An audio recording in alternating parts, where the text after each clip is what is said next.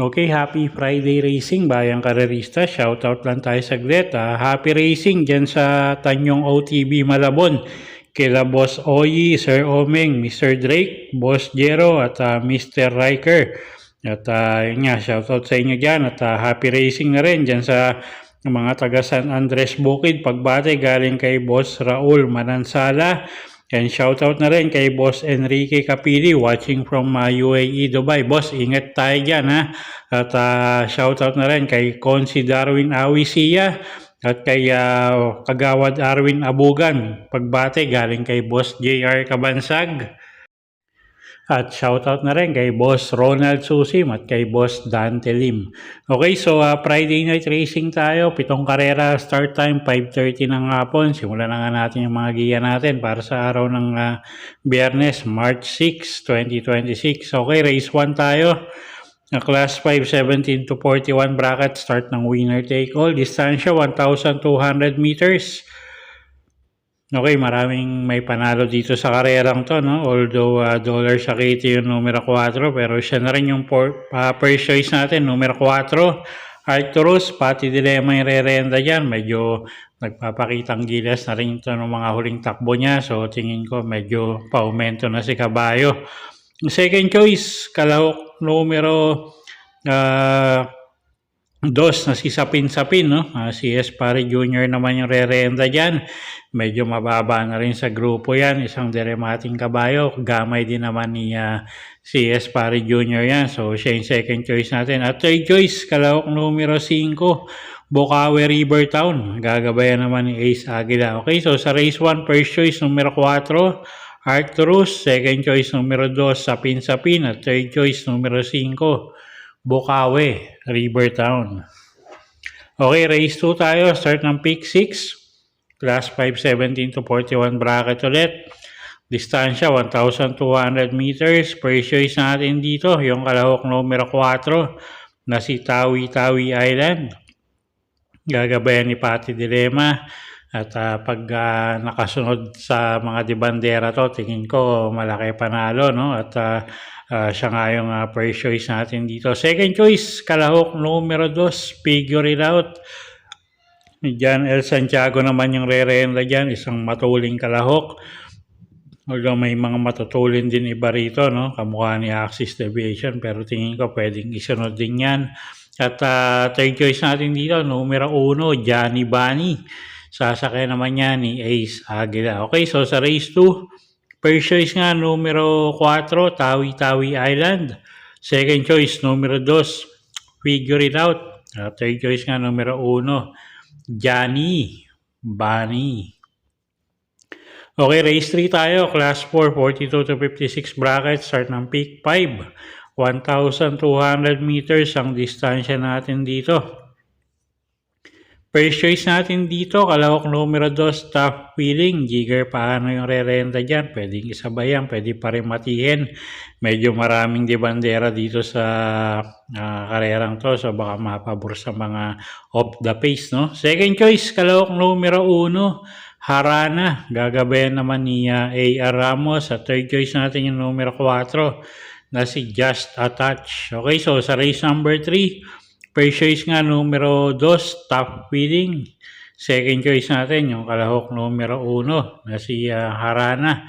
Third choice nga natin yung malalamadong kalahok numero 4 na si Just a Touch.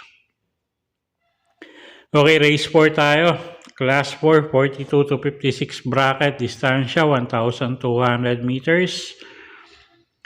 Start ng peak 4, no? So, tingin natin, medyo lamang to. Kalahok numero 3, Kings Cup. Mark Angelo Alvarez yung re-renta dyan.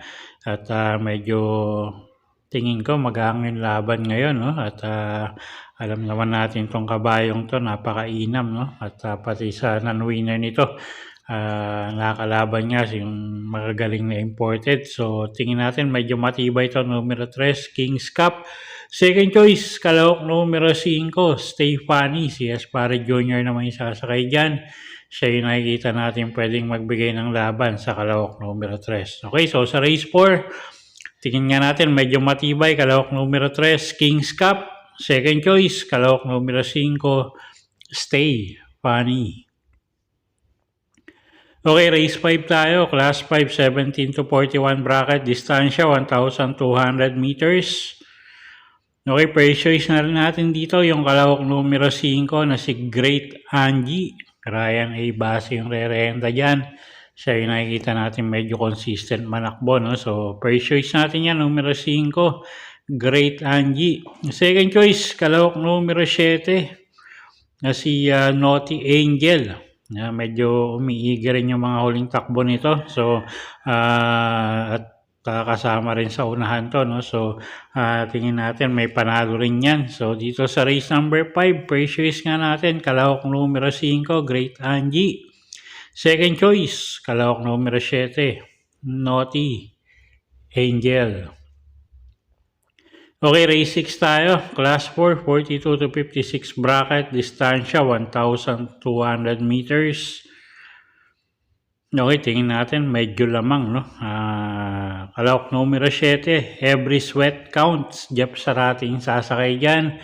Medyo magaang yung laban niya. At siya nga yung first choice natin dito. Second choice natin, yung kalahok numero 2 na si Angelic Boom. Gagabayan naman yan ni RM Garcia. At isang imported horse siya, no? So, hindi pa natin medyo alam kung may igi talaga tong kabayong to. At pag may igi to, tingin ko may panalo rin, no? At siya nga yung second choice natin. Okay, so sa race number 6, first choice nga, numero 7, Every Sweat Counts. At second choice nga natin, yung kalahok numero 2 na si Angelic Boom. Okay, race 7 tayo. Last and final race for the day. Class 4, 42 to 56 bracket. Distansya, 1,200 meters. Okay, paratingan. First choice natin dito. Kalahok numero 2 na rin. Right or wrong. JL Santiago, yung re-renda dyan. At medyo mababa rin sa grupo yan. No? So, first choice natin yan. Second choice, kalahok numero 6, Wildcat. Sasakay naman niya ni AP Asuncion. At medyo may mga nakikita rin tayong matutulin dito. So, baka mapabor sa Deremates. Second choice natin yan, numero 6, Wildcat. Third choice natin, pangdehado, kalahok numero 5, Sealed with the Keys. Gagabayan naman yan ni RM Garcia. Okay, so sa race 7, first choice nga, numero 2, Right or Wrong. Second choice, kalahok numero 6, Wildcat. At third choice nga, kalahok numero 5, Sealed with the Keys.